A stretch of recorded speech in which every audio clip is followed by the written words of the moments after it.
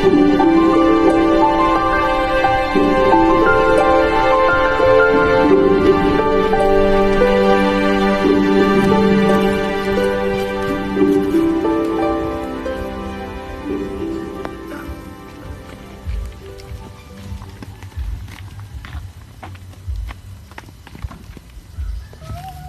araw, senyora.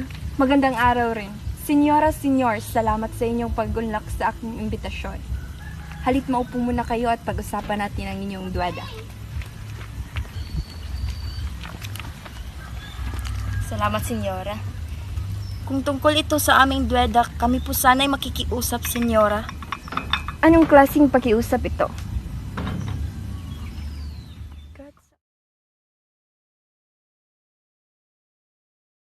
At kung wala kayong maisip, may naisip akong paraan. At ano naman po yan, senyora? May nag-iisa akong anak na babae at ito'y gusto ko nang ipakasal. Pag-usapan muna namin yan, senyora. Sige, maiwan ko muna kayo sandali para kayo'y makapag-usap.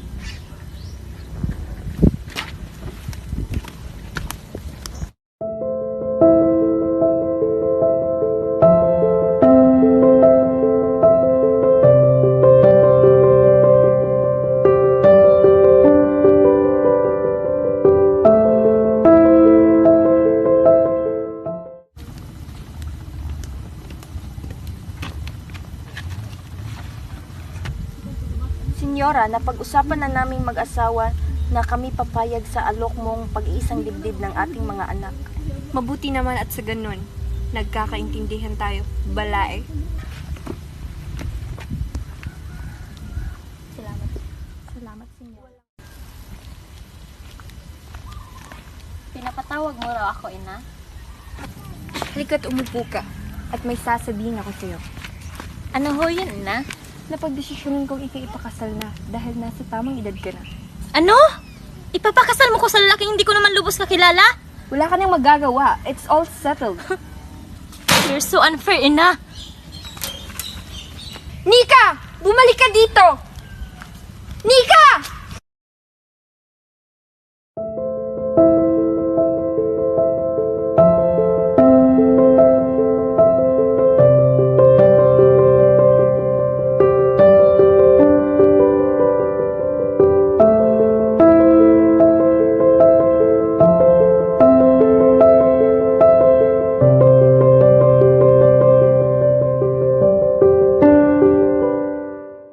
Kaibigan, tila ba hindi may pintang yung pagmumukha?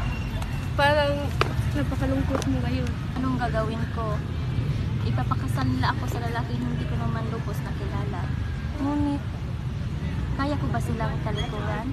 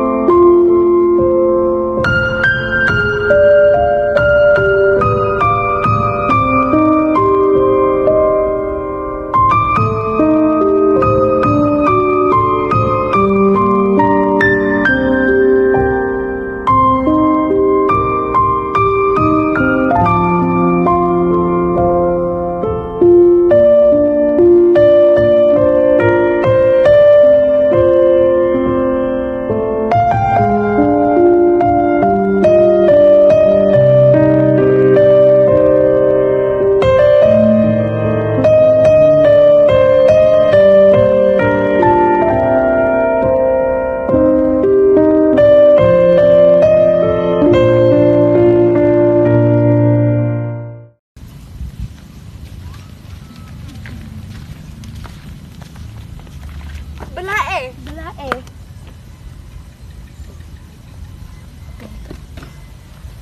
Maupo. Lingkod. Balae, ito na pala ang aming anak. At ito rin ang aking anak. Ina, siya? Oo, siya. Ina, hindi ito maaari. Kasintahan siya ng aking kaibigan. Maupo ka. Mabuti yan at magkakilala na pala kayo. Dahil ikakasal na kayo sa susunod na linggo. Ina, hindi ito maaari. Wala ka nang magagawa. Mahal ko, may sasabihin ako sa iyo. Sana hindi ka mabibigla. Ano naman yun, mahal? Ang aking pamilya ay nagkautang. At ang tanging paraan lamang para solusyonan ito ay ang kasal ako ng aking mga magulang. Ngunit paano naman ang ating pagmamahalan? Iiwan mo lang ba ako ng ganito? Patawad, mahal ko. Huwag mo nang pilitin na ikaw pa yung piliin. Kasi kahit na ano pang gawin mo, kung ayaw niya na sa'yo, wala ka nang magagawa kundi ang palayain siya. Di ka nabuhay sa mundo para pumasok sa mundo ng ibang tao at magmamakaawa sa taong di hanap ang isang katulad mo. Kahit na binuhos mo pa ang lahat para bumalik siya, wala ka rin lang naman mapapala kasi nga malinaw na di na ikaw ang mahal niya. Tanggapin mo na lang nang lahat ay dumaan lang. Di man madali nalimutin siya. Paalam, mahal ko.